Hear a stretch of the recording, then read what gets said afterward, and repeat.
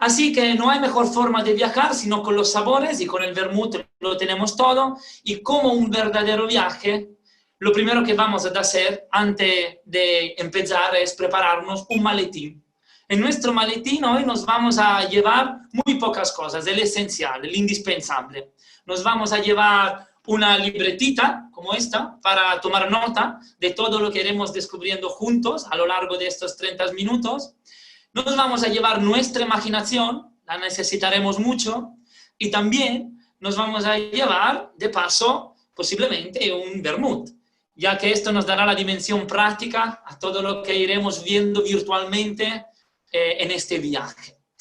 Así que poneros cómodos en vuestras sillas, porque el viaje de hoy os prometo que va a ser muy intenso y muy apasionante. El viaje en el mundo del vermut.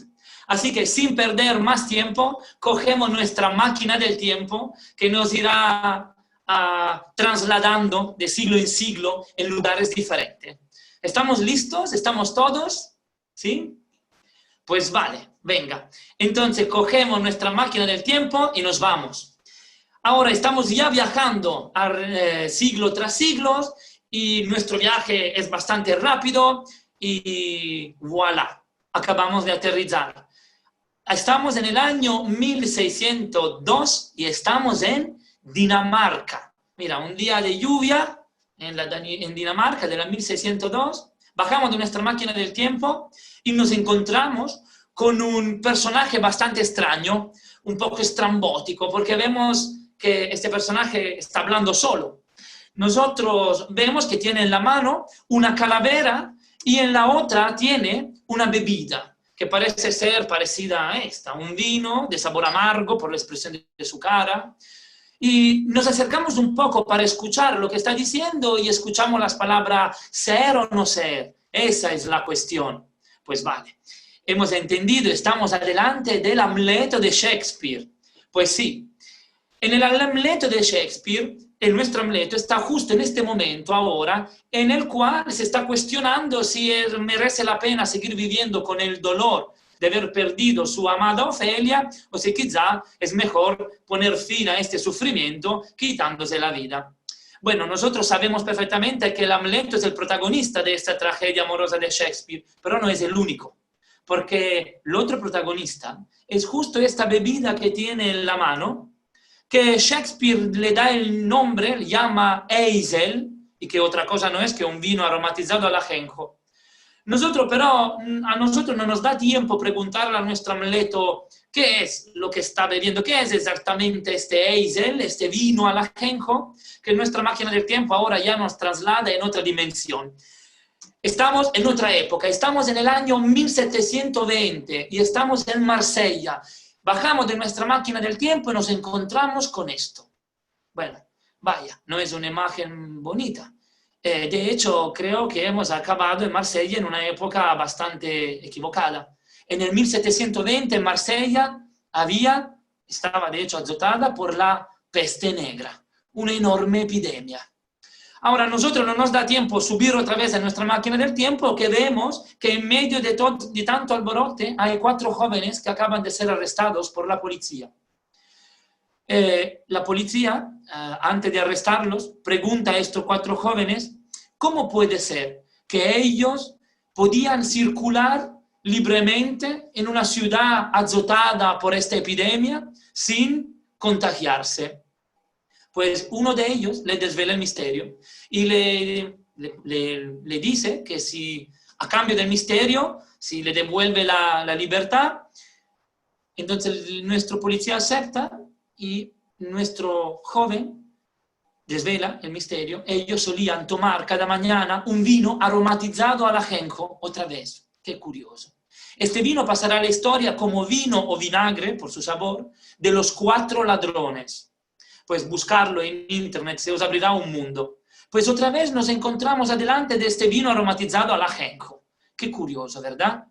Pues a nosotros no nos da tiempo preguntar a estos 4 ladrones qué es exactamente este vino de ajenjo que les salva de esta epidemia, que nuestra máquina del tiempo nos traslada en otra realidad. Ahora pero ya estamos un poco confundidos, no sabemos ni dónde ni cuándo estamos, bajamos de nuestra máquina del tiempo y nos encontramos adelante del fin del mundo. Pues sí, el mismo fin del mundo descrito en el libro del Apocalipsis en la Biblia. De hecho, la Biblia nos cuenta que el fin del mundo empieza con la caída de una estrella en las aguas y esta estrella transforma las aguas en amargas y venenosas. Qué curioso pero que la Biblia da el nombre a esta estrella, un nombre curioso, la llama ajenjo. Otra vez, nos encontramos adelante de este ingrediente misterioso que transforma las aguas amargas. Curioso, ¿verdad? Bueno, pues entonces nuestra máquina del tiempo ahora nos devuelve a nuestra realidad. Volvemos al día de hoy y nos encontramos con esta imagen. Pues esta imagen parece que no tiene nada que ver con las historias que hemos contado hasta ahora. Nada en común aparte de un pequeño detalle. Nos encontramos nuevamente con esta bebida aromatizada al ajenjo. Bueno, nuestros 4 amigos parecen estar muy contentos, no tiene nada de apocalíptico esta imagen. Qué curioso pero. ¿Por qué hemos empezado este viaje en el mundo del vermut con estas historias tan trágicas, tan apocalípticas, tan trágicas? Pues, señores y señores, bienvenidos en la increíble historia del vermut. Si queréis descubrir el misterio, el secreto de esta bebida, quizá merece la pena acompañarme en estos 20 minutos que nos quedan para descubrir algunos de los secretos más interesantes sobre esta bebida. Pues sí, como todo el mundo sabe, esto lo sabemos perfectamente, el vermut está de moda. Pero esto no lo digo yo, esto parece ser el titular de un periódico, de hecho lo es. El vermut está de moda es el titular no solamente de un periódico, sino de una enorme plétora de periódicos diferentes que hace 5 años continuamente nos mandan este mensaje. El vermut está de moda, el vermut es tendencia, el vermut es hasta el nuevo gin tonic. Pues periodistas, gastronómicos, economistas, profesionales de la hostelería, grandes chefs, apuntan al vermut como la bebida más interesante en el panorama de la hostelería. Pero hoy nosotros vamos a hablar de vermut de manera muy profunda y nos vamos ahora a poner las gafas de los críticos. Y con estas gafas vemos que este dicho, el vermut está de moda, no encaja muy bien con la definición de vermut. Porque, como todo el mundo sabe, el vermut no es una moda, el vermut es una tradición. Y la tradición está muy intrínseca en la cultura, no solamente española, sino europea. Entonces hoy vamos a rascar un poco en la superficie de todo lo que está comúnmente aceptado, de todo lo que nos cuentan aproximadamente sobre esta bebida. Y vamos a desvelar alguna anécdota, alguna cosa que es muy curiosa. Bueno, anécdotas y paradojas sobre el mundo del vermut ni hay muchísimas, tantas que podríamos pasarnos todo el día contándonos cosas curiosas sobre esta bebida. Por ejemplo, pensad a cuántas marcas de vermut conocéis. Ahora, en vuestra libretita y adelante os invito a apuntar algunas de las marcas que se os ocurren de vermut. Ahora, probablemente, si habéis contestado, bueno, Martini, Cinzano, Miró, Izaguirre, pues bueno, esta, quizá si la quitamos porque son las más comunes, son las más conocidas, si quitamos estas marcas, ¿cuántas marcas de vermut se os quedan? Y ahora os vuelvo a repetir la pregunta, ¿cuántas marcas de gin conocéis? Con mucha probabilidad conocéis mucha más marca de gin que de vermut. Y esto es curioso también. ¿Por qué? Porque estamos en España, y en España el vermut es el producto típico de la tierra. De hecho, en España existen más marcas de vermut que de gin. Existen tantos vermut cuantas personas, pero a la hora de pensar al vermut, se nos ocurren más marcas de gin o de otro destilado, más que de vermut. Y esto es curioso, y también un poco una pena, ¿verdad? Bueno, en todo este contexto, yo junto a otros, mi socio, Elena, Rafael y Filippo, hemos creado la Svermuda University, que es la primera institución en España enteramente dedicada al mundo del vermut. Nosotros tenemos como único objetivo valorizar, promover, divulgar el conocimiento y la cultura del vermut. Nosotros le hemos dado una forma, un lugar a las Bermudas. De hecho, aquí tenéis el mapa de las Islas Bermudas con V de vermut.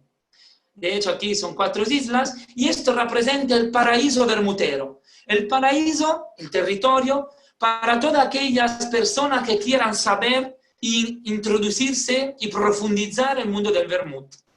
Nosotros tomamos contacto con los clientes consumidores finales, con nuestras masterclasses y talleres de creación del vermut, donde cada uno se crea su propio vermut. Tomamos contacto con los protagonistas de este mundo, los profesionales de la hostelería, bartender, cocineros, chefs, mixólogos. El vermut es el papá de los cócteles. ¿Por qué? Y también tomamos contacto con los productores del vermut, que quieran darse a conocer y contar su historia, su tradición y su forma de entender el vermut.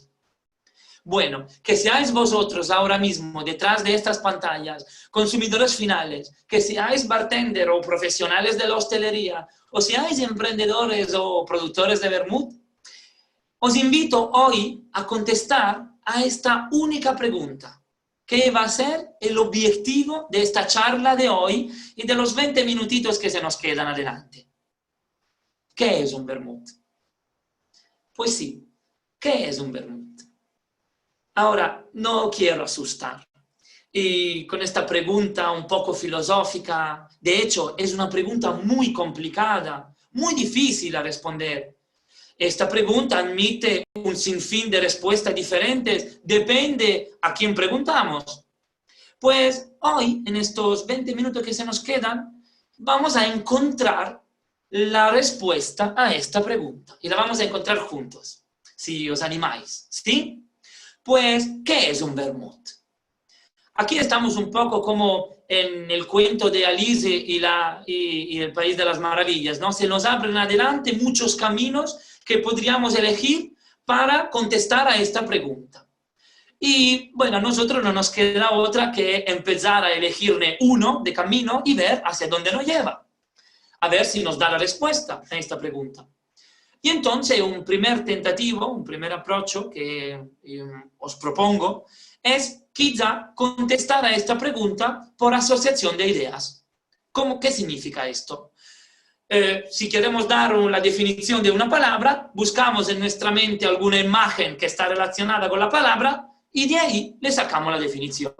Sencillo, ¿verdad? Pues entonces, vamos a probarlo, vamos a hacer un experimento. Yo digo vermut. ¿Y vosotros qué estáis pensando? Podéis escribirlo en el chat, podéis apuntarlo en vuestra libretita. A ver, ¿cómo os estáis imaginando este vermut? ¿Cuál es la imagen que se os está dibujando en vuestra cabeza al escuchar la palabra vermut? Pues, carta blanca, podéis escribir lo que queráis. Olivas, quizá, por ejemplo. Patatas, ¿vale? ¿Qué más? Terrazas. Muy bien. Amigos. Ajenjo, vino aromatizado, palillo, aceituna, vaso con hielo. Muy bien. Momento, fiesta, Coca-Cola. Aquí se nos abre un vaso de Pandora. Terraza, aperitivo, bebida, relax, sol, amigos. Pues aquí se nos abre realmente un vaso de Pandora, un mundo. De hecho, yo no es que yo sea mentalista, pero pues esto de hecho es lo que normalmente se nos ocurre cuando pensamos a la palabra vermut. Oliva, terraza de nuestra casa, por ejemplo, amigos, comida, tapas, tenemos aquí música, momentos, la hora del vermut. Fijaros cuántas cosas se nos ocurren a la hora de pensar al vermut. Pues entonces, todo esto que hemos dicho nos complica las cosas en lugar de simplificarla, porque a ver, ¿cómo podemos ahora dar una definición de vermut teniendo en consideración todo lo que habéis mencionado y continuáis a mencionar en el chat? Pues este camino, lo de la asociación de ideas, quizá no es la manera más apropiada de contestar a la pregunta ¿qué es un vermut? Porque si de un lado no nos da la definición, del otro lado nos complica las cosas, porque nos hace ver cómo es complicado encontrar en una frase, en una definición, definir el vermut teniendo en consideración tantas cosas. Así que quizá volvemos al principio. Pues, ¿qué es un vermut? Pues hay que buscar otro camino. Entonces, quizá esta vez, en lugar de pensar a caída libre todo lo que se nos ocurre cuando pensamos al vermut, podemos intentar el camino opuesto. Ver en la palabra vermut si la palabra vermut esconde dentro de su etimología algún indicio o quizá la definición misma de lo que es. De hecho, esto es lo que se conoce como la etimología, esta rama del saber que explorando los orígenes de la palabra nos desvela secretos ocultos de la misma. De hecho, yo mismo, a la hora de escribir esta charla de hoy, me he encontrado con la dificultad de que cuando escribía en el ordenador la palabra vermut, siempre me lo marcaba como equivocado, así que se me ha venido la curiosidad de entender, a ver, ¿cómo se escribe correctamente la palabra vermut? Y me he encontrado con un sinfín de formas de escribir esta palabra, con H, sin H, con acento, sin acento, vin d'absent, vino d'Asensio, Eisel, Ansen, Purl, Bonme. ¿Cómo se escribe vermut? Deciros de entrada que todas estas palabras son todas correctas. Y entonces, ¿por qué hay tantas maneras de indicar una bebida? Pues la etimología de la palabra vermut nos desvela algún secreto sobre esta palabra. A la hora de estudiar la etimología de la palabra, yo me he topado con dos teorías. Una, la más comúnmente conocida, la que conoce todo el mundo, y la otra un poco menos, que pero merece la pena mencionar. La primera la llamamos la hipótesis alemana, según la cual la palabra vermut significa ajenjo en alemán. Vermut es la palabra alemana de uno de los 5 ingredientes que compone un vermut. Entonces, la etimología, la palabra misma, ya nos da una pista sobre lo que es un vermut. Es curioso pero que también hay otra teoría que explica el origen de esta palabra. La vamos a llamar hoy aquí la hipótesis francesa, según la cual vermut es la unión de ver y mut, que significa ver ejército y mut coraje, a indicar casi un coraje líquido, que nos recuerda mucho otro coraje líquido, el Dutch Courage de la Geneviève o del gin. Curioso, ¿verdad? Bueno, ahora sabemos perfectamente escribir la palabra vermut. Sabemos incluso que vermut significa uno de los 5 elementos y de los 5 ingredientes de lo cual está hecho, pero tampoco la etimología nos da una definición completa de lo que es un vermut. Así que volvemos atrás. ¿Qué es un vermut? Pues hay que explorar otros caminos. Y quizá otro camino podría ser lo de entrar en una barra de un bar, coger una botella de un vermut y ver si conseguimos sacarle de ahí la definición del vermut. Un bartender podría decir que el vermut es el papá de los cócteles. De hecho, él lo es. Los cócteles se han inventado y se han creado con el vermut. El vermut es el papá de la mixología moderna. A ver, pensar en algún cóctel clásico, en algún cóctel de la época de Jerry Thomas, estos cócteles del 1850, lo más famoso, vamos. El Dry Martini, el Negroni, el Boulevardier, el Rob Roy, el Manhattan, el Americano, el Negroni sbagliato, el Adonis, el Bambú, el Presidente. Fijaros, todos estos cócteles, que son cócteles clásicos, los cócteles más clásicos y antiguos que podéis encontrar, estamos en los orígenes de la mixología, en estos cócteles le podéis cambiar el destilado base, el gin con el vodka con el whisky con el ron, pero hay un ingrediente que siempre está. ¿Adivinar cuál? Pues sí, es exactamente el vermut. Entonces el vermut ha acompañado la origen de la mixología, ha acompañado los cócteles, pero no solamente. El vermut es aquella bebida que ha transformado los bares, tal como lo conocemos hoy. Hoy todo el mundo conoce el American Bartending, ¿no? El bar americano, pero pocos saben que a principios del 1900 los bares empezaban a quitar mesas para dejar más espacio en la terraza, en las barras, y en la terraza también. Porque, ¿qué pasaba en las barras? Se consumía una bebida típica de pie.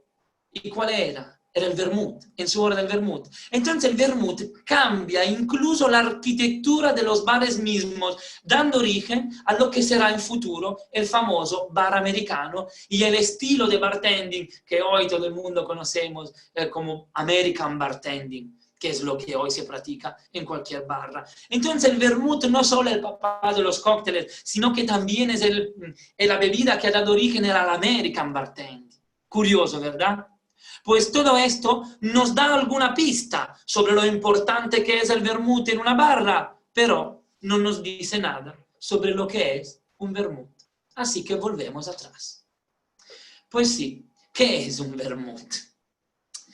Bueno, podemos intentar otro approach, vamos a intentarlo otra vez. Quizá lo que podemos hacer, ya que tenemos nuestra máquina del tiempo, es volver a coger nuestra máquina del tiempo y explorar y ver si en algún siglo pasado alguien antes de nosotros ha dado una definición de lo que es un vermut. Así que volvemos a subirnos en nuestra máquina del tiempo y viajamos años atrás, siglos atrás, milenios atrás. Claro, porque cuando hablamos del vermut, hablamos de la historia, de los orígenes de la humanidad misma. Pues el vermut, la historia del vermut está muy entrelazada con la historia del vino. Y la primera evidencia arqueológica que apuntan a que el hombre ya tomaba contactos con el vino y con los vinos aromatizados con hierba, esto nos viene de muy lejos. Estamos 9000 años antes de Cristo. Estamos en el Neolítico. O sea, que el hombre mismo, incluso antes de montar su primera sociedad, su primera civilidad, incluso antes ya conocía los vinos aromatizados.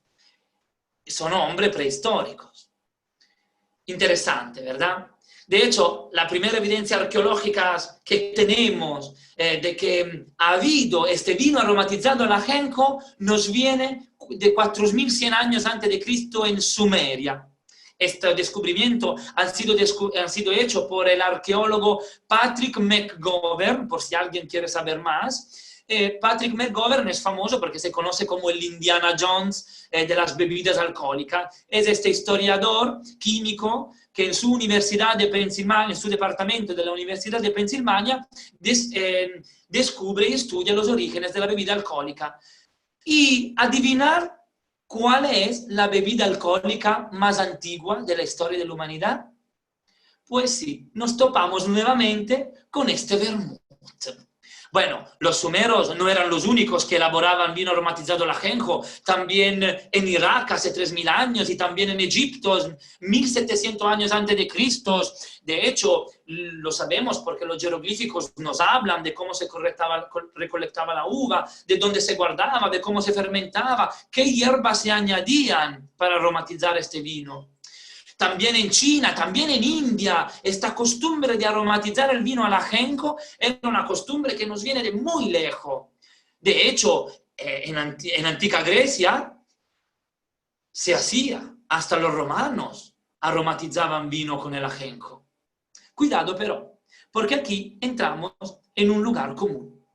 Muchos de vosotros tendrán entendido, le habrán contado, que el vermut ha sido inventado por primera vez por Hipócrates en el 450 a.C. en Grecia. Cuidado, esto es un gran error. No es absolutamente verdad. De hecho, Hipócrates en sus escritos nunca habla de vermut. Y ni siquiera habla de este fantomático Hippocras o vino Hippocraticum que muchos consideran el papá del vermut. Hipócrates no ha inventado nada. Bueno, Claro, Hipócrates era un médico, conocía perfectamente la propiedad del ajenjo e incluso prescribía a sus pacientes ungüentos para alcohólicos, para muchos tipos de enfermedades. Pero Hipócrates no es el inventor del vermut. Y entonces, ¿por qué tenemos entendido y muchos nos cuentan que Hipócrates es el papá de este vino hippocraticum, de este vermut? Esto viene de un error. 600 años después, cuando en la Edad Media los elaboradores de esta bebida usaban las recetas de Hipócrates y usaban un particular tipo de herramienta, que lo veis ahí, aquí en la pantalla. Esta herramienta, que otra cosa no es que un filtro, se le llamaba Manicum Hippocraticum, y de hecho la bebida que se filtraba ahí dentro se le llamaba Hippocras, o vino Hippocraticum, en honor, en homenaje a este médico griego que tanto ha contribuido a la medicina moderna. Pues entonces, cuidado a considerar a Hipócrates el papá del vermut, porque no lo es. Entonces, ¿por qué se maceraban estas hierbas en vino? A ver, ¿qué necesidad había en la época?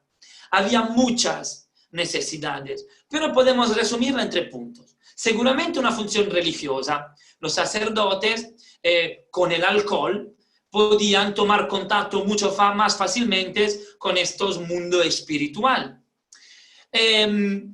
Seguramente había una función medicinal. De hecho, el alcohol tiene esta extraordinaria capacidad de extraer de la hierba todos sus principios activos, y el ajenjo es una hierba medicinal por excelencia. Y también como conservante natural. De hecho, en una época donde no existían neveras ni hielos, ¿cómo se podía aumentar la vida de un vino? Pues añadiendo en su interior hierbas conservante natural. Y el ajenjo, también conocido en inglés como wormwood, significa wormwood, vermífugo. El ajenjo es un conservante excelente. Esto no nos sorprende. Hay muchas bebidas alcohólicas a lo cual se le añaden hierbas conservantes o especies conservantes. El gin toma el nombre del ginepro e incluso en la cerveza se le añade el lúpulo, que es otro conservante natural. Entonces no nos sorprende que los antiguos añadían el vino el ajenjo como conservante. Entonces cuidado, mensaje de esta pequeña diapositiva: nadie ha inventado el vermut. El vermut de hecho ni siquiera es un invento, el vermut es un descubrimiento que ha acompañado al hombre desde sus orígenes. Bueno, los romanos hacían vermut, esto lo sabemos. Plinio el Viejo nos deja 66 recetas de vino aromatizado al ajenjo, e incluso Apizio lo llama en su libro el vino absinthiatum. Pero, un momento, ¿podemos llamar vermut a este vino absinthiatum de la Edad Antigua? Por supuesto que no, porque nos faltan todavía 2 de los 5 elementos que componen el vermut moderno. El alcohol, todavía la destilación no ha sido descubierta. Y las especias. La mayoría de especies de un vermut moderno nos vienen de América, nos vienen de China, y todavía los romanos no conocían estos mundos. Así que el vino absinthiatum es seguramente el papá del vermut moderno, pero no lo es. Así que aquí entramos en lo que conocemos como la edad moderna del vermut, la época moderna del vermut, que empieza en una fecha concreta, 1786, cuando un joven de tan solo 22 años, Antonio Benedetto Carpano, en su bodega, la Marendazzo, en Piazza Castello in Turín, elabora su receta, su fórmula de vermut. Este vermut se pondrá muy famoso. Él le da el nombre de vermut, no porque lo inventa realmente el vermut, ma porque en esta época era común, era conocido este vino de ajenjo que provenía de Alemania, de Hungría, de Inglaterra, y vermut le daba, este nombre alemán, daba a este vino de ajenjo un poco de caché, lo ponía de moda, vamos. Entonces, cuidado, porque aquí también tenemos muy entendido y muy interiorizado de que Antonio Benedetto Carpano es el inventor del vermut. No hay nada más equivocado que esto. Antonio Benedetto Carpano no inventa absolutamente nada. De hecho, la palabra vermouth ni siquiera ha sido él el primero a usarlo. Willy Franchi, en su enología toscana, ya hablaba de vermouth vein. De todas formas, seguramente Antonio Benedetto Carpano tiene el mérito de difundir y de promulgar esta cultura que en Turín precisamente se pondrá muy de moda. Cuidado, estamos en Turín, pero no es Turín de hoy en día. O sea, no estamos en Italia. Así que cuidado, si alguien os cuenta y os dice que el vermouth es italiano, que el vermouth ha nacido en Francia, que el vermouth ha nacido en Reus o en Cataluña, pues cuidado. Porque en el 1786 Turín estaba en el reinado de Sardinia. Italia ni siquiera existía. Italia ha sido unificada más de 160 años después. Ninguno de los primeros vermuteros de la vermutería Marendazzo soñaba que un día Italia hubiera podido ser una nación. Entonces, ¿dónde ha nacido el vermouth? En el reino de Cerdeña, que comprendía el Piedimonte, la Sardinia y el sur de Francia. Bueno, 1840 el vermouth ya es la bebida más consumida en los bares. Mira, para daros una idea, Turín en el 1840 tenía tan solo 170.000 habitantes, era poco más que un pueblo, pero contaba con 21 bodegas de vino, 98 torrefacciones, 30 licoristas productores de vermouth. Para daros una idea, hoy los productores de vermouth de Reus son solamente 3. 42 destilerías de coñac y 15 cervecerías, para daros una idea de lo enorme que era la industria vermutera. Así que el vermut está de moda, ¿vale? Esto es bonito decirlo, pero quizá quien dice esto no tiene idea realmente de lo de moda que estaba en el 1800 el vermut.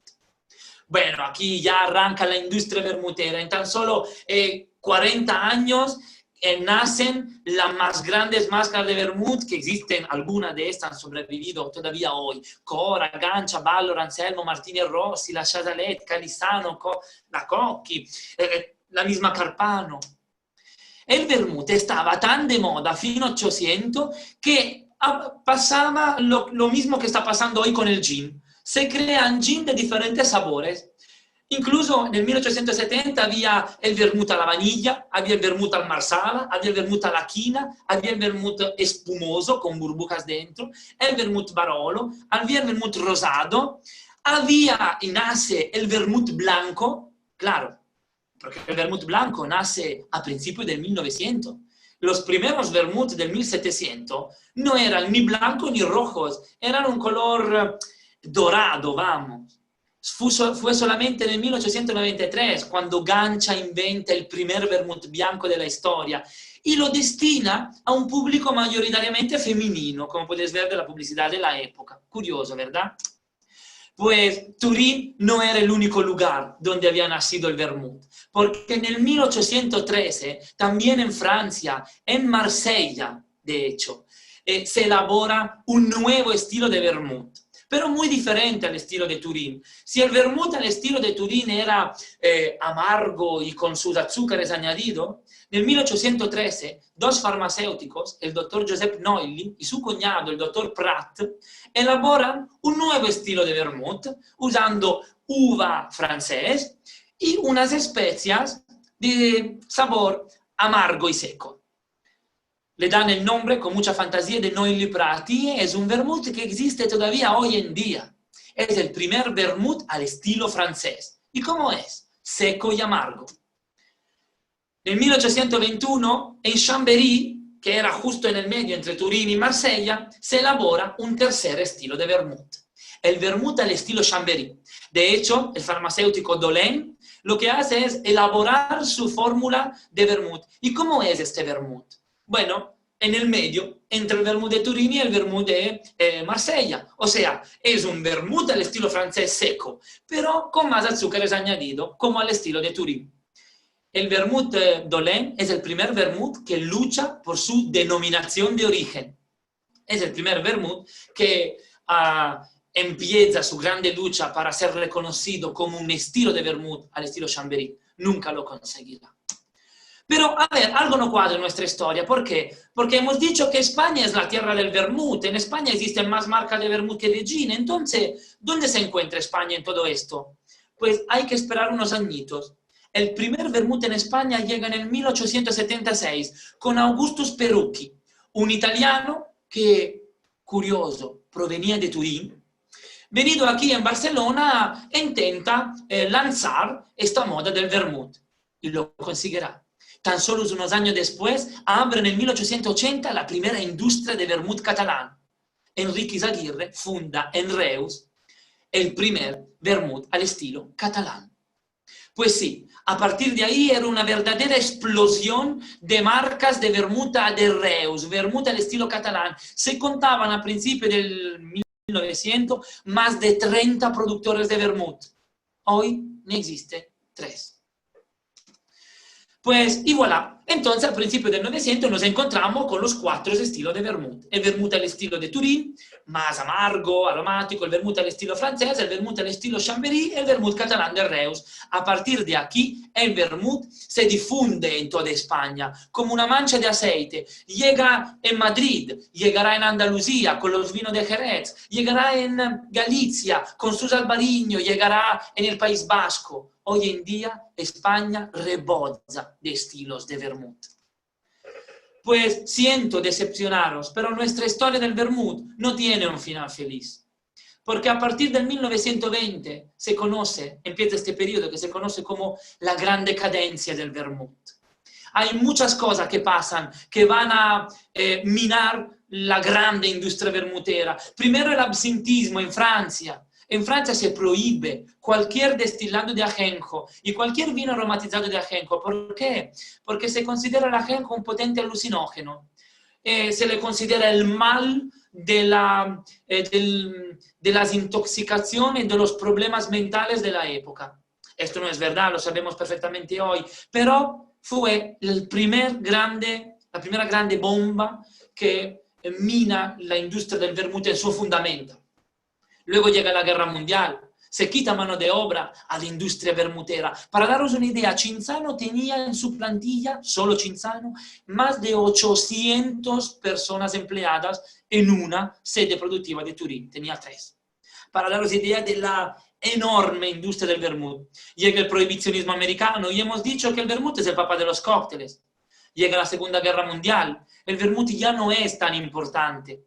Luego llega el paso del tiempo y el cambio de la cultura de ocio en los años 80-90. Se ponen de moda las discotecas, los nightclubs, se pone de moda el gin tonic, se pone de moda el whisky, el bourbon. El vermut es cosas de abuelos.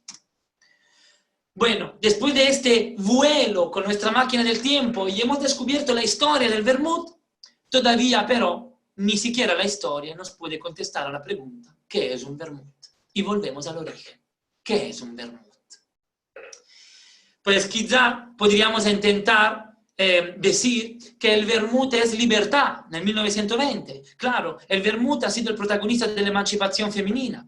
El alcohol ya no era cosa de hombre, también las mujeres entraban en los bares. El vermut es esta bebida que da el nombre a un ritual, la hora del vermut. Y también el vermut es esta bebida que revoluciona el marketing de las bebidas alcohólicas. Los primeros flagship store, como se le llama ahora, han aparecido ya en el 1891 con las vermuterías del vermut. O sea, estos bares monomarcas donde las marcas vendían su propio vermut. Hoy está muy de moda, pero esto no es nada nuevo. Y el vermut lo ha realmente inventado. Y entonces, a ver, nos quedan los últimos minutitos, a ver si conseguimos contestar a la pregunta, ¿qué es un vermut? Nos queda el último tentativo, el último approach. A ver si con este approach conseguimos dar una respuesta. Buscamos en las leyes. A ver si hay alguna ley europea o española que nos puede decir o que define lo que es un vermut. Y curiosamente la encontramos. Pues sí, hay una ley que define perfectamente lo que es un vermut. Es la ley 251/2014, si alguien lo quiere explorar. La ley del vermut os define el vermut como un vino aromatizado al ajenjo a lo cual se le añade azúcar y especias. Claro, el vino que se elige no está especificado por ley. Tradicionalmente es el blanco, pero nadie os prohíbe usar vinos de cualquier tipo.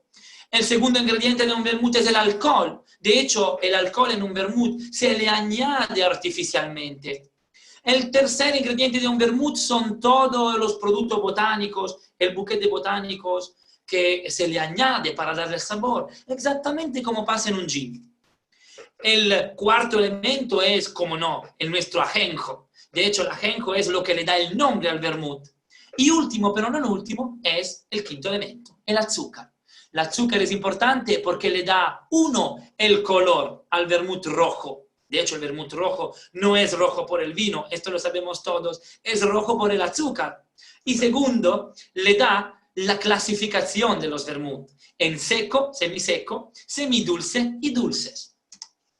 Pues entonces, según la ley, un vermut otra cosa no es que un equilibrio entre 5 elementos: vino, alcohol, ajenjo, azúcar y botánicos.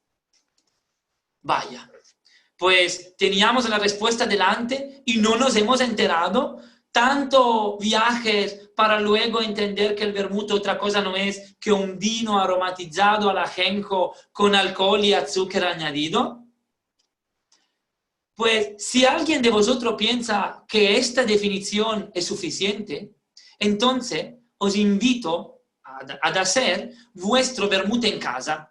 De hecho, estamos en casa, os invito realmente a preparar vuestro vermut en casa. Si queréis saber cómo y si queréis saber alguna receta, os la puedo pasar. Incluso nosotros organizamos talleres de creaciones de vermut.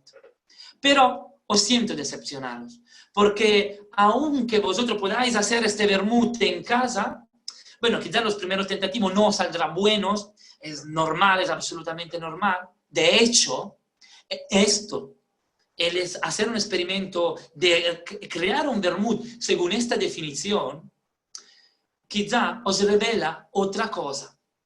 Os hace enterar de cuánto es difícil hacer un vermut, de lo complicado que es hacer un vermut. Así que un vermut quizá no es solamente un vino aromatizado al ajenjo a lo cual se le añade azúcar y alcohol. Hay que buscar una otra respuesta. A ver, vivimos hoy en una época donde todo está listo, donde todo está preparado, donde todo está bueno, todo es listo para su consumo. Quizá el vermut, y si vosotros lo hacéis en casa, y os animo a hacerlo, el vermut nos desvela que en realidad no es todo tan fácil. Hay un punto de auténtico, hay un punto de artesanal, hay un punto de hecho a mano. Hay un punto que nos desvela cuánto es difícil elaborar esta bebida. El vermut es esta bebida que tiene esta extraordinaria capacidad de reunirnos todos detrás de una mesa, todos detrás de una pantalla, exactamente como está pasando ahora mismo. De hecho, a la pregunta ¿qué es un vermut? Quizá merece la pena dar una respuesta que cada uno encuentra dentro de sí. Yo os puedo dar mi respuesta de lo que es un vermut, pero no es la única. Para mí, un vermut, de hecho, es todo lo que está fuera del vaso, no dentro. El vermut es un producto auténtico. Un vermut, no hay dos vermut iguales. Es el elogio de la excelencia. En las Bermudas nosotros decimos que los vermut no saben a vermut, saben a pueblo de lo que lo has hecho. Cuidado, los bartenders no sirven vermut. Los clientes no buscan una marca de vermut, no buscan el vermut, buscan momentos, buscan recuerdos. Busquen estos momentos que puedan ser únicos y auténticos. Y yo creo que es allí donde hay que buscar esta definición de vermut. Y quien encuentra esta definición de vermut es realmente afortunado. ¿Por qué? Porque descubre el secreto de la felicidad, el secreto del saber vivir. Vermut es saber vivir. Y esto es realmente el secreto que nos hará inmune a cualquier epidemia, a la peste de Marsella, a las tragedias amorosas de Shakespeare, incluso a la fine apocalíptica del mundo. Pues espero que este viaje haya sido ameno para todo y a mí no me queda que auguraros, felicitaros una salud y vermut. Esto es lo que los vermuteros auténticos se dicen a tomar sus vermut. Muchísimas gracias por la atención y dejamos espacio a todas las preguntas que queráis sobre este fascinante mundo del vermut. Muy bien, Andrea, muchas gracias. Te mandan saludos Bárbara, Tamara, Lorenzo, Sinué agradece la formación, Tiago, bueno, tienes un sinfín de seguidores. Y Miquel nos pregunta qué marcas recomiendas. Aquí... Sí, aquí hay que mojarse. Mira, marcas de vermut en España ni hay muchísimas. Incluso hay vermut que ni siquiera salen en el canal Horeca o que ni siquiera salen en el comercio, que pero existen y están buenísimos. De hecho, el vermut es el elogio de lo artesanal. Entonces, marcas de vermut. Bueno, yo tengo mi propio vermut, que es el cónsul de las Bermudas, entonces no puedo opinar diferente. Para mí ese es el mejor vermut. Pero yo os invito a probar vermut andaluces, como por ejemplo el Amillo. Un vermut hecho con los vinos de Jerez. Un otro vermut, por ejemplo, de Madrid, al estilo castizo, como el Zecchini, buenísimo. O otro vermut del norte, nos vamos en el País Vasco, el Churrut.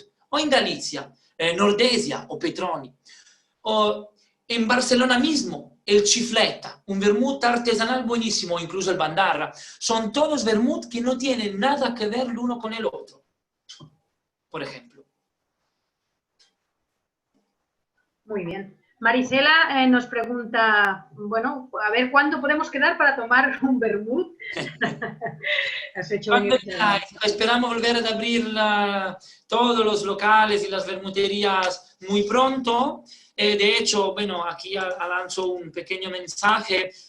Hay esta iniciativa muy buena que es Adopta un Bar, donde se pueden hacer estas donaciones, que simplemente son comprar las copas antes de que abra el bar. Y cuando vuelven a abrir los bares, ya tenemos nuestros vermudólares que se pueden canjear por vermut, por botellas, por cualquier cosa, y es una buena ocasión para volver a vernos y reunirnos. Lo que echamos de menos en esta época es la hora del vermut. Sí.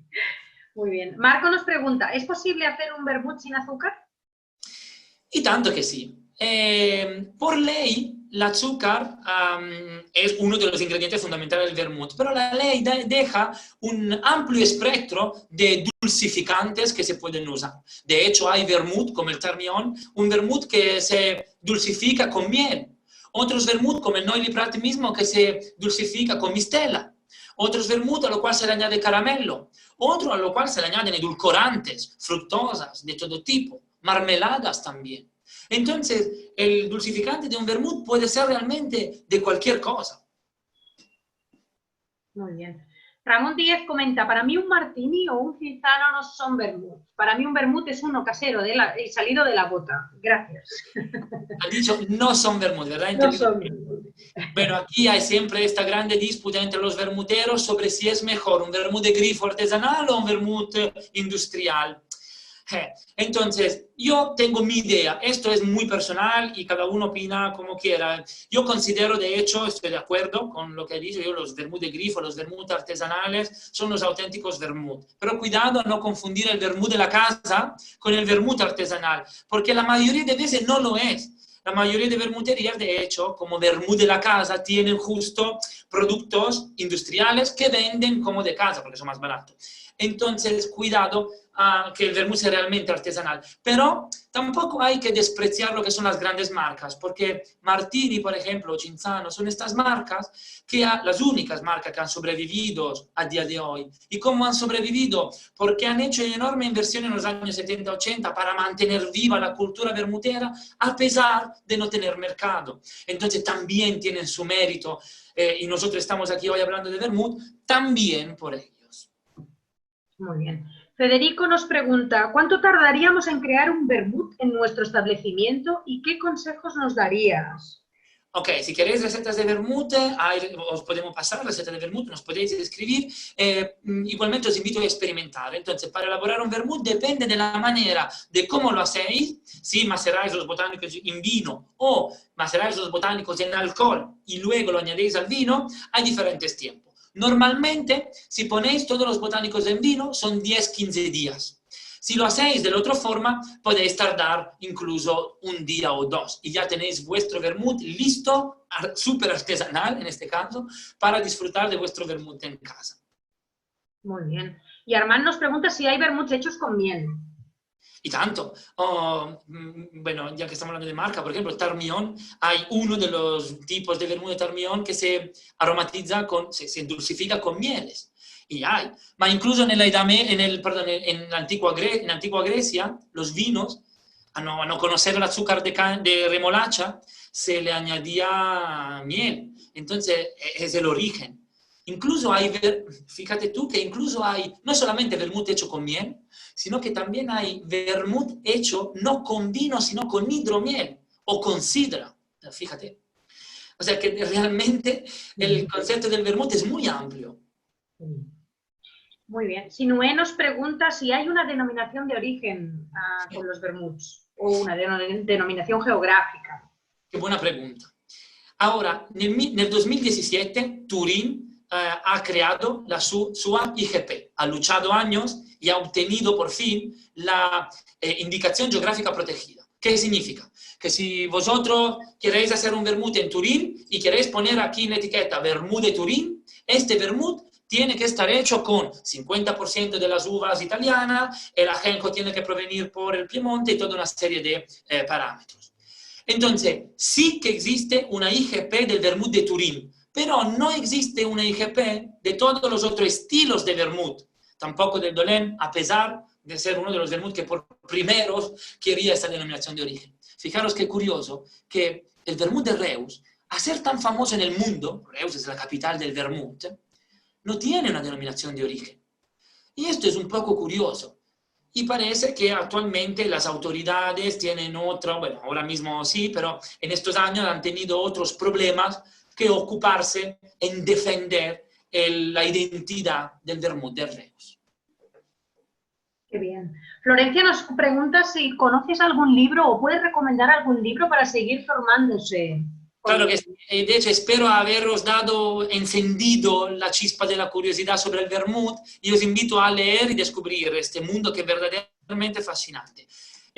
¿Hay algún libro que quería aconsejaros? Seguramente el gran libro del vermut es el libro más extenso, es la enciclopedia del vermut.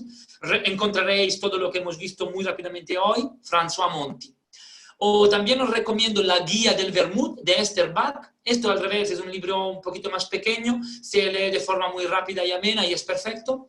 Y también os recomiendo El Vermut de Torino de Fulvio Piccinino, que es un verdadero viaje en el tiempo en la historia del vermut. Y habla también de la famosa IGP que mencionábamos antes.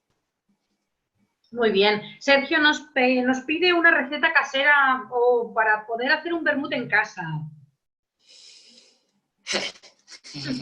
Esto. Vale, mira, aquí es que, mira, la receta de un vermut es tan secreta que algunos productores guardan estas recetas bajo de toneladas de oro en los bancos de Suiza. O sea que la receta de un vermut es realmente el secreto. De todas formas, para hacerlo en casa, yo os invito a empezar con vino blanco, utilizar un vino blanco, por ejemplo un verdejo o algún vino blanco que ya de entrada es un poco afrutadito, ¿sí? Así nos simplifica la cosa. O también, si os gustan secos, podéis usar chardonnay o lo que sea, lo que queráis. Entonces, vino blanco. Le vamos a añadir dentro alcohol, que significa vodka. En casa todo el mundo tiene vodka o gin, podemos añadirle vodka o gin, ¿sí? Luego le añadimos todas las especias que queráis. Por ejemplo, pieles de naranja, pieles de limón, una ramita de canela, un poco de vanilla y cardamomo. Ya con esto, suficiente. Y luego le vamos a añadir azúcar, ¿sí? Bajo forma de sirope o 2 cucharadas por 1 litro de azúcar blanco. Vamos removiendo todo y como último le añadimos el ajenjo. Eso se encuentra en herboristería. Lo dejamos ahí macerar 10 días. Y luego lo iremos probando. Igualmente, si queréis saber más sobre recetas de vermut, podéis escribirnos, estamos encantadísimos compartir con todos recetas de vermut. De hecho, tenemos algún vídeo de recetas de vermut que podéis hacer en casa y es muy divertido, además. Muy bien. Carlos nos comenta que ha hecho uno de azafrán. Buenísimo. Existe, ¿eh? El azafrán existe, bueno, normalmente no se usa, pero el azafrán es la especie que podéis hacer en casa y es muy divertido, además. Muy bien. Carlos nos comenta que ha hecho uno de azafrán. Buenísimo. Existe, ¿eh? El azafrán existe, bueno, normalmente no se usa, pero el azafrán es la especia más cara que puedas encontrar. El azafrán realmente tiene el mismo valor que el oro, como en formato de especia, es carísima. Pero está buenísimo, es tan aromática, es tan especiada que un vermut de azafrán es delicioso. No hay muchos, porque obviamente no es rentable, pero es delicioso. La suerte que hay que poner poco, ¿no? Muy bien. Sinué nos pregunta, ¿cómo sabemos si un vermut utiliza extracto de botánicos natural o son artificiales? Mira, es una pregunta que es muy buena, pero hay que renunciar de entrada. ¿Por qué? Porque no solamente la receta, sino el método de elaboración del vermut es un secreto que conocen solamente el propietario de la marca, si está todavía vivo, y quizás sus hijos. Entonces, ¿cómo se puede saber si un vermut está hecho de extractos, está realmente macerado? No hay mejor forma que escribir a la marca y preguntar cómo se elabora vuestro vermut. Es lo que nosotros hacemos cada día en la Vermut University. Contactamos con todos los productores del vermut y le preguntamos cómo hacéis el vermut. Algunos, obviamente, no nos contestan. Otros sí que nos contestan. E incluso nos invitan, y os invitan, de hecho lo recomiendo, ir a explorar lo que son las bodegas donde lo hacen. Y os hacen tocar con las manos los botánicos como lo hacen.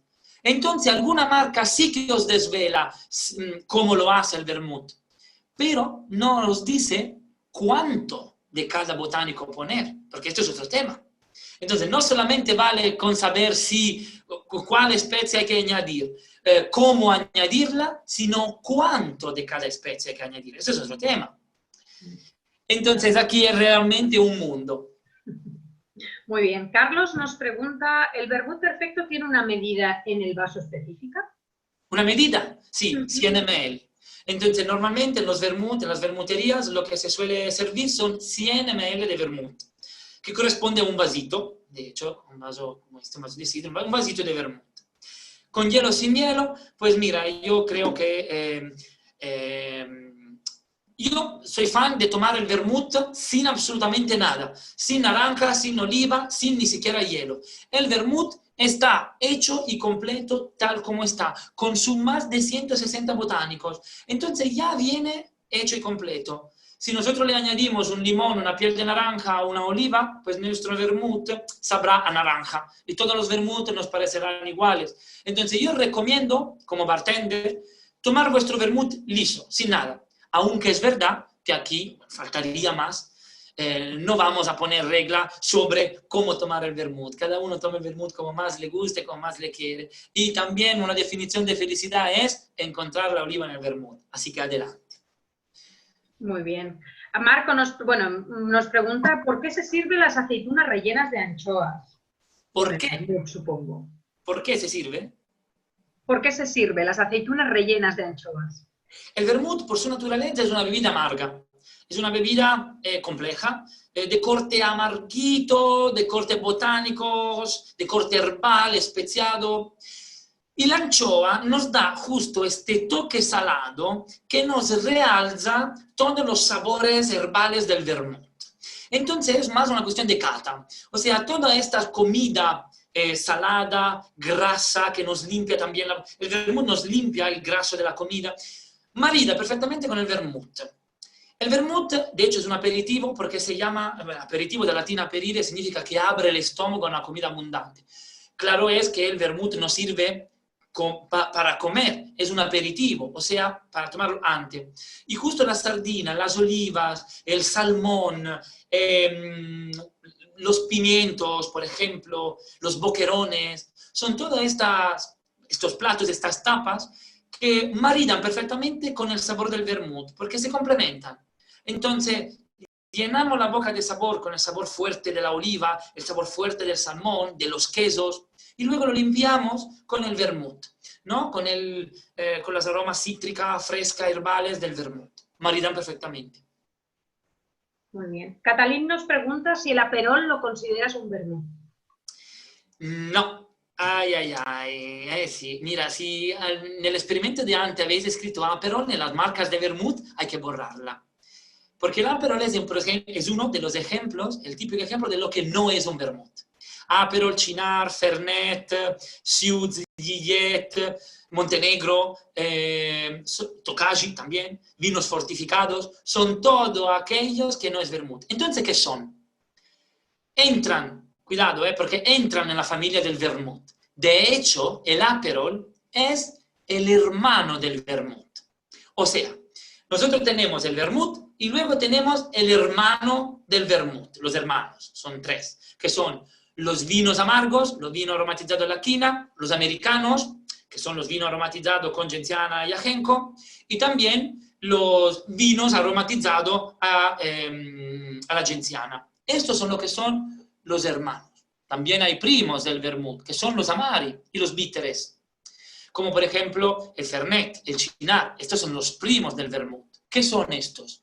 Estos son vermut destilados, o sea, son las mismas especias que se ponen en un vermut, pero en lugar de ponerlo en vino, lo pones en destilado. De hecho, el Aperol, otra cosa no es que hierbas y especias, entre lo cual destaca el ruibarbo y destaca la naranja amarga, en un destilado. Entonces es el hermano del vermut, pero no es un vermut. Qué curioso que todas estas bebidas se toman de la misma forma que el vermut, en el mismo horario, con los mismos amigos, con la misma gente, pero es el típico ejemplo de lo que no es un vermut. Entonces ya conocemos ahora el vermut y sus hermanos. La familia está completa. Muy bien. Bueno, hay muchísimos comentarios y dudas, pero generalizo un poco porque los voy a resumir. Hay varias preguntas en relación a qué tenemos que, para hacer un vermut, mal vino, buen vino, qué tipo de vino aconsejas, porque a veces con la sangría funciona que con un vino que no es muy bueno se puede hacer una buena sangría. ¿Pasa lo mismo con el vermut? Qué buena pregunta. Fijaros que has nombrado la sangría. Bueno, la sangría, como la azzurra y la clarea, son otros primos del vermut. Es que en España hay mucha costumbre de aromatizar vinos, no solamente con el ajenjo, sino con fruta, la azzurra, mira, el mismo calimocho, por ejemplo. Pues es también esta arte de mezclar el vino. Pues aquí hay dos escuelas de pensamiento. Una que dice que para hacer un vermut hay que usar vino malo, porque tanto luego le cambiarás el sabor, entonces más te vale usar un vino barato. O otros que dicen que en realidad, siendo por ley el vermut hecho por el 75% mínimo de vino, el vino tiene que estar muy bueno, porque es la esencia del vermut. A ver, ¿con qué nos quedamos? Aquí yo me quedo en el medio, que significa, seguramente el vino tiene que ser muy bueno, seguro, porque es el 75%, es el ingrediente principal de un vermut. Pero también es verdad que si tenemos la proyección de elaborar un vermut o sea, que tenemos que hacer mucho vermut, pues quizá no hay tanto vino bueno. Porque como bien sabéis, el vino tampoco te sale igual un año después del otro, es que hay la variabilidad de la cosecha y todo. Entonces, hay que encontrar este compromiso en elegir un vino bueno, pero que sea disponible en muchísima cantidad. Entonces, un vino de calidad, pero también que haya mucha cantidad por si yo quiero hacer litros y litros de vermut. En España, más de 400.000 hectolitros de litros se destinan a la producción de vermut. El 70% es uva Irén, que viene de la zona de Madrid, y el 30% viene de la zona de Cataluña. ¿Son vinos muy buenos? Pues no. ¿Son vinos malos? Pues tampoco. Son vinos que permiten elaborar una grande cantidad, pero que al mismo tiempo puedan aguantar todo el maltrato que le vamos a hacer después porque le tenemos que añadir ajenco y espezie y azúcar y alcohol. Entonces tiene que ser un vino que aguante. Bueno, aquí hay varias preguntas sobre si hay que servirlo con soda, sin soda, la temperatura, con qué vasos, si fríos, si naturales, bueno, todo un entorno al servicio estupendo del vermut. ¿Cómo se sirve un vermut? Esta es la pregunta clásica. General, exacto. Mira, os invito, si queréis saber más, a ver algún tutorial que hemos hecho en nuestra plataforma sobre cómo se sirve un vermut. Muy brevemente, ¿con soda o sin soda? Pues, bueno, siempre aquí premeso que no hay reglas. Cada uno le encanta el vermut como más le gusta. Pero es verdad que la soda provoca cambios en el vermut. Yo soy partidario de tomar el vermut sin nada. Pero es verdad que hay algún vermut que está elaborado y hecho para aguantar una buena carga de soda. Y sin soda se quedaría malo. Entonces, con soda o sin soda. La soda es agua con gas. Entonces, lo que hace la soda es hacer vuestro vermut más refrescante, más chispeante. E incluso las burbujas os arrastran las moléculas aromáticas. Entonces, hacen de manera que vuestro vermut, en el vermut podéis detectar más aroma. Pero del otro lado, no olvidar que la soda es agua y el agua diluye el vermut. E incluso en algún vermut, tanta agua puede estropearlo. Ya tenemos el hielo en algún vermut que le da agua, como para añadirle aún más soda.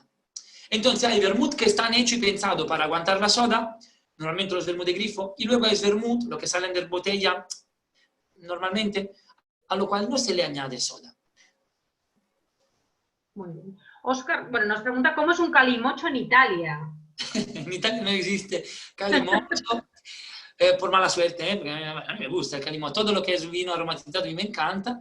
En Italia hay también, esto curioso, que la hora del vermut aquí en España es a las 12 y en Italia la hora del vermut es a las 7 de la tarde, un aperitivo.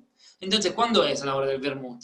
En el vermut nosotros decimos que cualquier hora es la hora del vermut, porque sea que sea en Italia con sus costumbres a las 7 de la tarde, sea que sea en España a las 12 del mediodía, o en Francia como digestivo con los cócteles, pues siempre la hora del vermut. Pero en Italia no existe el calimocho, efectivamente. Bueno, en algún pueblo del sur de Italia sí lo he encontrado, esta costumbre de añadir refrescos a los vinos. Claro, estos países donde hace más calor. Andrés nos pregunta si el vermut tiene tanta influencia en otros países como en Sudamérica, o crees que faltaría darle un poquito de fuerza a través de los cocteleros y las coctelerías como a nivel cultural. El vermut está muy de moda no solamente en España, en todo el mundo. De hecho, fíjate que las últimas marcas de vermut ni siquiera son españolas. Hay marcas de vermut australianas, marcas de vermut americanas y marcas de vermut argentinas que están saliendo, nuevas. Entonces, países en el cual el vermut ahora está tirando mucho son Estados Unidos, Australia y Argentina. Entonces, ¿esto por qué? Bueno, hay muchas razones por lo cual ahora está muy de moda.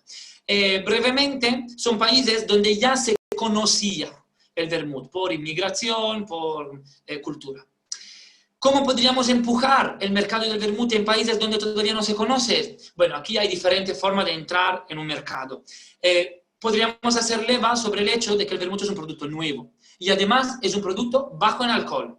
Es un producto local y ahora esto va muy de moda. En una barra, la bebida alcohólica más local que podéis encontrar, más ecológica, es el vermut. Porque el vino es de la tierra, los botánicos son de la tierra misma. E incluso, de hecho, en las vermut lo decimos, una botella de vermut resume en sí el concepto del paisaje en una botella, porque todas sus hierbas vienen directamente del paisaje. Entonces yo haría leva sobre el hecho de que es bajo en alcohol, es un vino, entonces conocido, es local, es ecológico, es un producto de la tierra, además. Entonces, estas son todas características del vermut que no encuentras en un gin, no encuentras en un whisky, en un ron. El whisky te sabe igual, sea que tú lo tomes en Londres, en Sudamérica, en Australia. Un vermut, no hay dos botellas iguales, ni siquiera de la misma marca, porque la misma marca, dos botellas de 2 años distintas, el vino diferente, ya son 2 sabores distintos. Muy bien. Carlos nos pregunta si se puede hacer un vermut gasificado. Sí. Soda líquida en sifón preparado para añadirle gas. Pues ya existe, siento decepcionarlo, pero no es una idea muy nueva. Existe, de hecho, Acha ha lanzado en el mercado su vermut espumoso, que es como si fuera un cava, pero con vermut, con su fermentación secundaria dentro de la botella, y es un vermut frizzante, ¿no? Un vermut con gas. Muy bueno, aunque cuidado, porque si sois muy puritanos, si sois auténticos vermuteros, todos estos vermut que se le llaman vermut fusion, es la nueva forma de hacer vermut de todo tipo, de todo de toda especia, o sea, nuevas formas, vamos, de hacer el vermut, a un auténtico vermutero que ya no le acaba de gustar por ser demasiado atrevidas. Muy bien. Y Óscar nos pregunta qué es más correcto, ¿Vermut Spritz o Aperol Spritz? Para pensar esta pregunta, os invito a las bermudas, porque en las bermudas de hecho hacemos spritz de todo tipo. Cuidado a no confundir el Aperol Spritz, o sea, los spritz es el cóctel no es Aperol Spritz. Aperol es una marca que ha hecho suyo en los spritz, pero los spritz realmente es el cóctel. Y tú los spritz lo puedes hacer con Aperol, pero lo puedes hacer con Campari, lo puedes hacer con Cynar, buenísimo, o lo puedes hacer con vermut blanco. Y es delicioso probarlo en casa. Vermut blanco y prosecco, o cava, o champán, lo que tengáis ahí. Una piel de naranja y tenéis un vermut spritz delicioso. A mí me gusta muchísimo el vermut spritz, soy muy fan, porque es otra forma de tomar una bebida refrescante y no es lo de siempre de añadir la soda al vermut.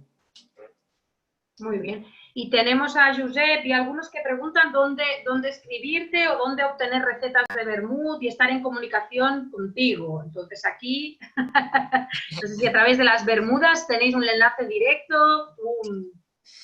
Pues sí, entonces os invitamos a explorar nuestras páginas que son...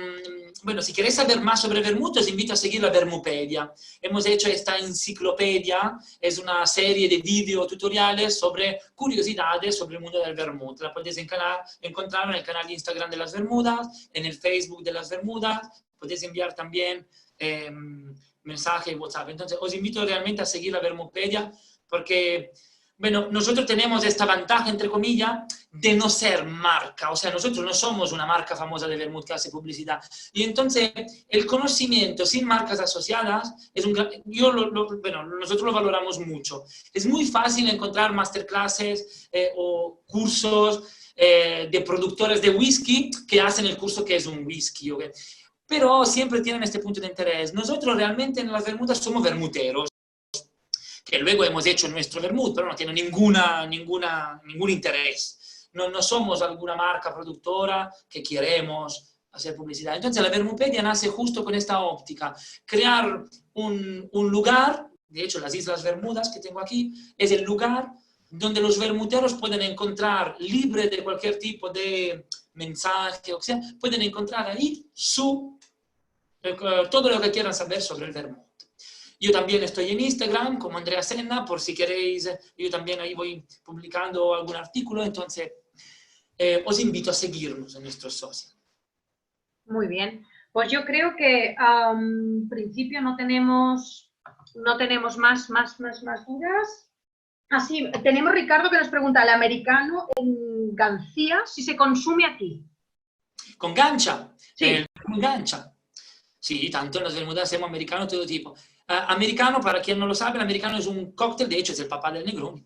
El americano es un cóctel sencillo, que aperitivo buenísimo, que se hace con vermut y bitter. Podéis usar vermut de todo tipo. Podéis usar el gancha, por ejemplo, ya que lo hemos mencionado. Podéis usar un vermut de Jerez, buenísimos. Podéis usar un vermut de Murcia. Podéis usar un vermut catalán de Reus, delicioso. Y lo podéis unir a un bitter, por ejemplo, Campari, pero bueno, no es el único. Podéis usar bitter de todo tipo. Entonces, vermut, Campari y un splash de soda es lo que es un americano. Puedes usar vermut de cualquier marca. Nosotros en las Bermudas decimos, bueno, desde cuando hemos abierto, nosotros en las Bermudas no hemos servido un americano igual a otro, porque con todas las marcas de vermut que hay disponible, hacemos cada día un americano con una marca de vermut diferente y son mundos completamente diferentes. Entonces, cuidado, si hay alguien que dice, es que yo no soy muy de vermut. Primero, yo aconsejo probar los miles de vermut que hay en España y luego, si no ha gustado ninguno, pero es muy diferente, entonces sí decir, mira, no, el vermut no es para mí. Andrea, pues yo creo que hasta aquí es hora del vermut. Muchas gracias por estar este tiempo con nosotros y bueno, ya te pueden encontrar en las Bermudas cuando acabe todo este confinamiento. Mil gracias, ha sido un placer. Y hasta aquí. Un viaje ameno para todos. Gracias a vosotros, a todo el equipo ESO por el enorme trabajo que estáis haciendo y las clases que hay disponibles en vuestra página no tienen precio, es que realmente son el momento mejor para formarnos y estáis haciendo un trabajo de verdad que no tiene compensación alguna. Gracias, Andrea. Un abrazo bien fuerte y nos vemos en la próxima sesión. Adiós, muy buenas tardes. Gracias a todos.